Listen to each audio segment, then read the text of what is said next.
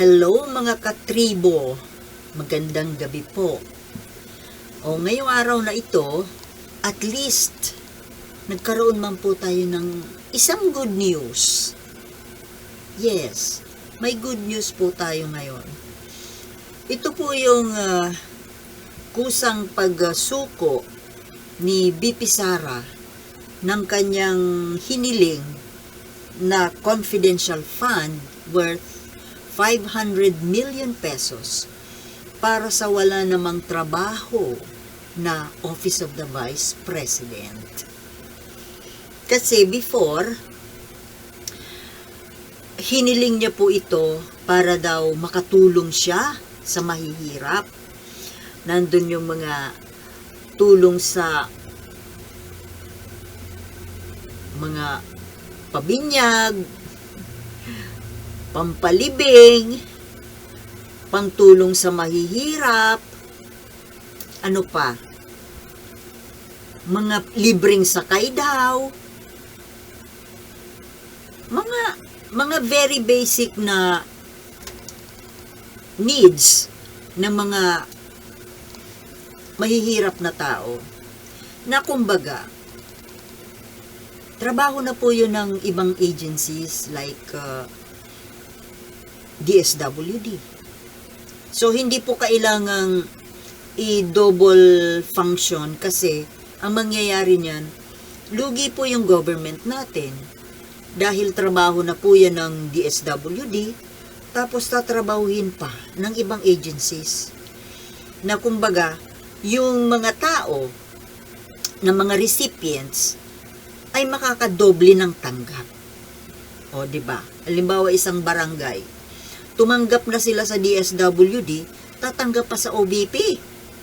O diba, doble?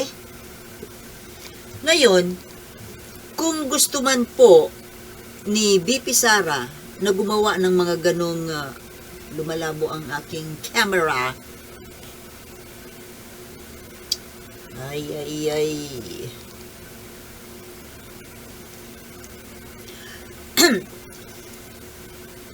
Kung gusto man po ni BP Sara na gumawa ng mga ganong projects, kailangan po na gawin niya yon through her own efforts. Ibig sabihin, magsarili po siyang sikap. Pwede na, kung gusto niya, yung sarili niyang sahod, ibigay niya, ipamigay niya. Or, ang labo po ng aking camera, no? Lumalabo-labo siya. Hindi bali po. Pasensya na muna at inaayos ko po itong ipapaayos ko po yan ngayong weekend.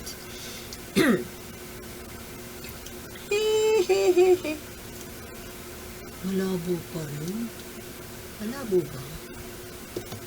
Hindi nga. Malabo nga. Hindi mabasa, oh. Di bali. Basta naririnig nyo ko, di bali na yung itsura ko. Saan na ba ako? Just like VP Leni Robredo before, na wala naman po siyang confidential funds, pero nakagawa po siya ng mga charitable projects. Kasi nga, nag-allocate po siya, nagpa-fundraising siya. Yun ang ibig sabihin ng sariling sikap. Fundraising. At dahil sa mayroon naman po siyang valid reason and legal office, o VP nga, Office of the Vice President, siya ay opisyal ng gobyerno, so natural, maraming magbibigay ng donasyon. Kaya nakarami ng donasyon yun si VP Leni noon.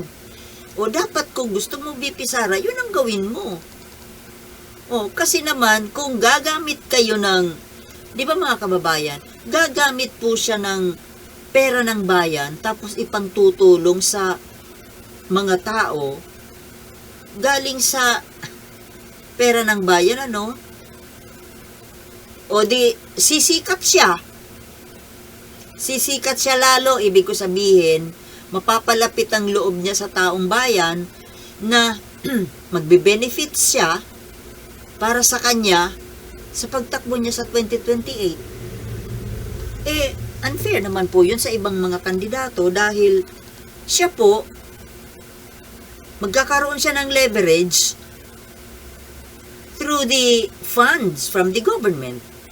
Samantalang yung ibang magiging kandidato, hindi naman gumamit ng public funds. So, kumbaga, sariling sikap.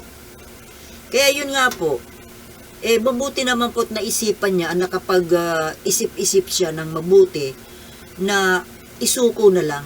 Kasi sa totoo lang, yung itong confidential fund na ni-request niya, hanggat hindi niya po ito binibitawan, yung mga nakarang araw, di ba, na yung talagang she was still clinging to it, ang laki po ng idinulot na kaguluhan.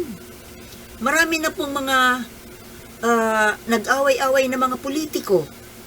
Pati yung kanyang ama, nadawit na. Sumausaw. Kasi sumbong siya.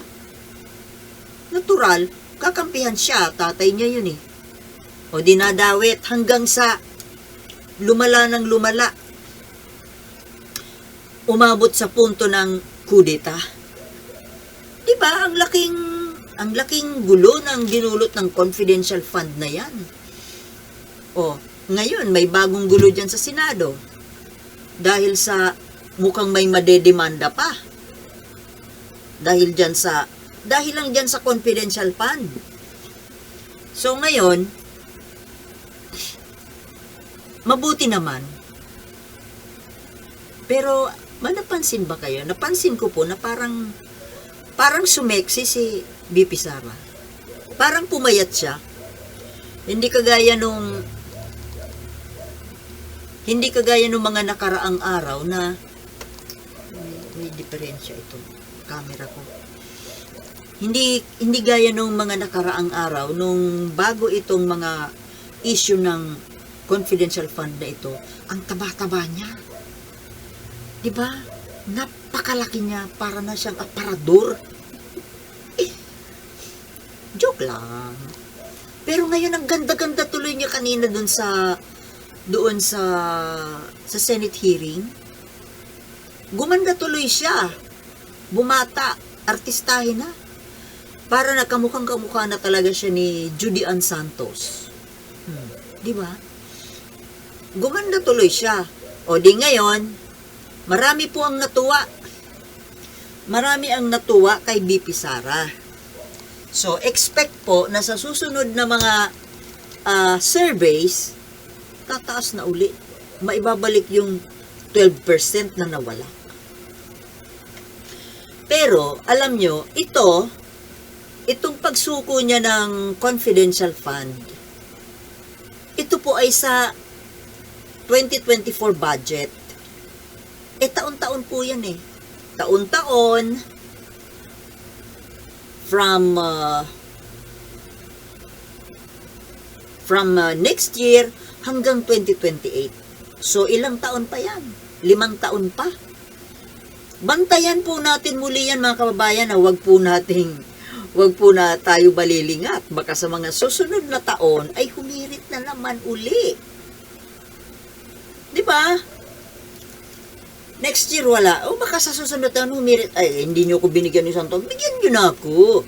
Ay naku mga kababayan, hindi po pwede. Huwag po tayong papayag, di po ba? Kasi nga, Office of the Vice President, wala namang pong designated na job description yan, kundi maghintay lang na maimbalido or matanggal sa pwesto or eventuality mag-say goodbye ang Pangulong nakaupo. Yun lang naman eh. Now, kung gusto niyang para hindi siya maging idle, hindi siya mainip, gumawa siya ng mga charitable works kagaya nung ginawa ni Leni Robredo noon. Although binigyan siya ng papel ni Pangulo, yun nga ang pagiging secretary ng Education Department na parang hindi po siya effective. Opinion ko yun ha. Ewan ko sa inyo kung ano opinion niyo. Pero para sa akin, dapat na nga po talaga na mag-resign na siya dyan sa DepEd. Ibigay na po niya yan sa mas marurunong. Kasi marami naman po tayong mga mas magagaling at mas effective po na magiging secretary ng education. Ewan ko ba naman kasi kay Pangulong Marcos kung bakit inilagay siya dyan. Hindi siya pwede dyan. Tingnan mo kung anong ginawa dyan sa DepEd. Di ba pinagpapatatanggal yung mga visual aids na kailangan nyo ng mga teachers, mga estudyante. Wala nga po kasi siyang, hindi niya linya, yung education. Buti pa, yun nga po, kung gusto niyang magkaroon siya ng saysay, edi, total, abogada siya, gumawa siya ng mga bagay na in line with law. Pero alam niyo ako, hindi naman po sa paghahanap o pagpipinta. Sorry sa mga makasara. Pero, alam niyo, parang hindi ako believe na ano siya. Graduate pa talaga siya ng law or ano ba?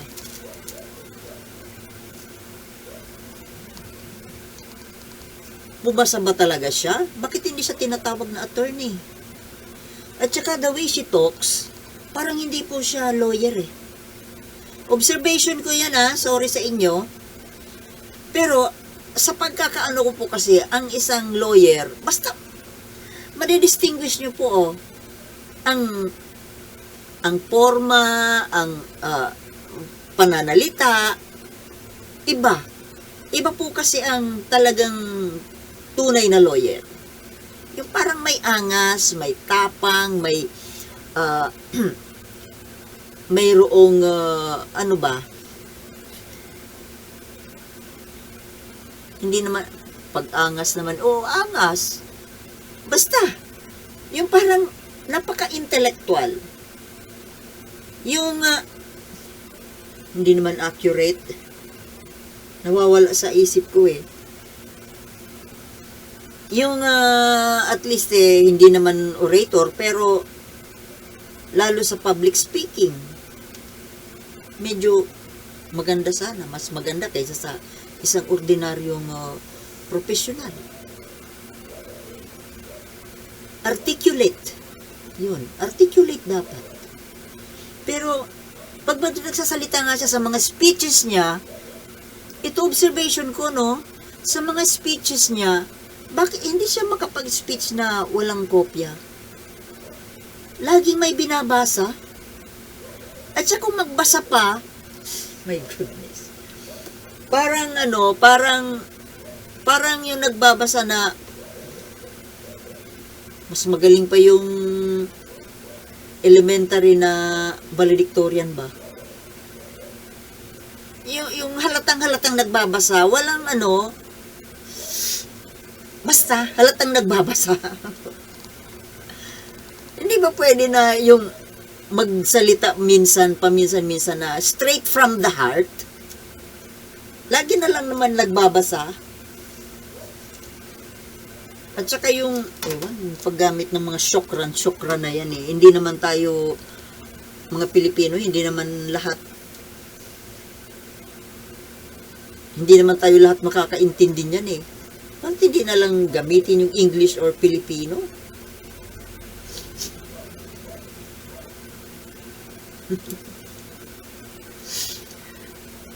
Ngayon pa lang po, being the Vice President, wala akong nakikita sa kanya na character of a leader, character of a president, pangulo ng bansa. Wala sa kanya. Ang tingin ko sa kanya sorry uli, sa mga DDS, para siyang bubita. Uy, may magsasabi naman sa akin dyan ang sama naman ng bunganga mo. Bakit? Matalino ka ba? Hindi rin. Hindi rin naman ako matalino. Hindi ko sinabing matalino ko, Eh, hindi naman ako nag-a-apply ng Pangulo, Dito lang ako, simpleng vlogger lang ako, Simpleng nagmamarites lang ako, So, hindi kailangan ng pagiging articulate. Diba?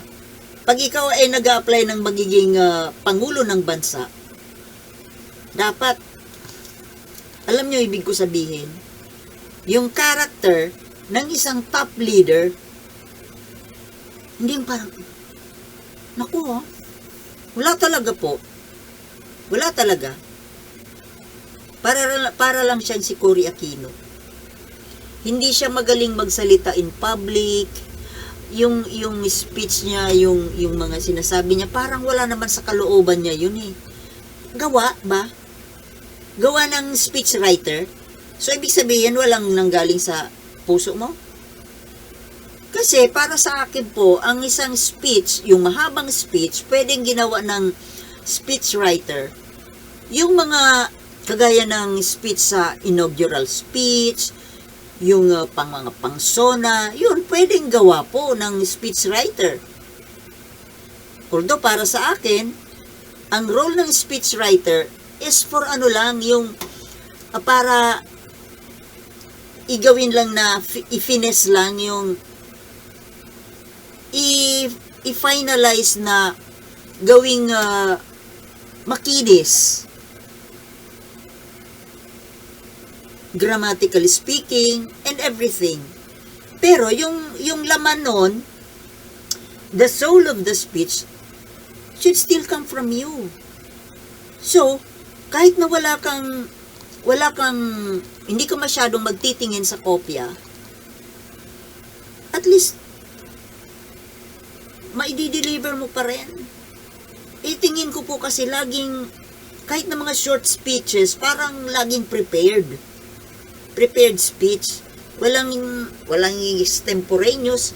Mayroon man po siyang yung mga spontaneous speeches. No comment. Yun lang. Yung mga no comment. That brief. Hindi po sa ako'y namimintas, kundi sinasabi ko lang po yung obserbasyon ko. At kaya ko po sinasabi ito dahil magiging pangulo po siya. Wala po akong makita sa kanya na trait ng isang national leader. Para sa akin po, ang bagay lang po sa kanya, executive pa rin, chief executive, ay pang-mayor. Yes. Pang-mayor lang. Kahit na mambabatas, parang hindi siya pwede. Dahil nga, sa galing po ng pagsasalita, ang dapat dyan sa mga debate yan Kaya dapat sa kanya doon, chief executive pero not national level. Pang-local lang. My goodness. Hindi po ito dahil sa pamimintas, kundi I am worried for our country kung ganito po lang ang magiging leader natin. Napunta na tuloy dyan sa trait and characteristics. Ang pinag-usapan po natin yung confidential fund, na sana naman po ay wag na po siyang mag-attempt uli. Pero alam nyo, yun na nga, kahit na yan, sisikat siya ulit sa mga surveys, lalakas ulit siya, mababawi niya yung kalooban ng mga tao. Kasi marami na nga dyan na pumalakpak si Atty. Libayan nga pumalakpak hindi ako makukuha sa ganun. Isinuko lang okay na. Bakit isinuko? Kasi nagkakagulo na.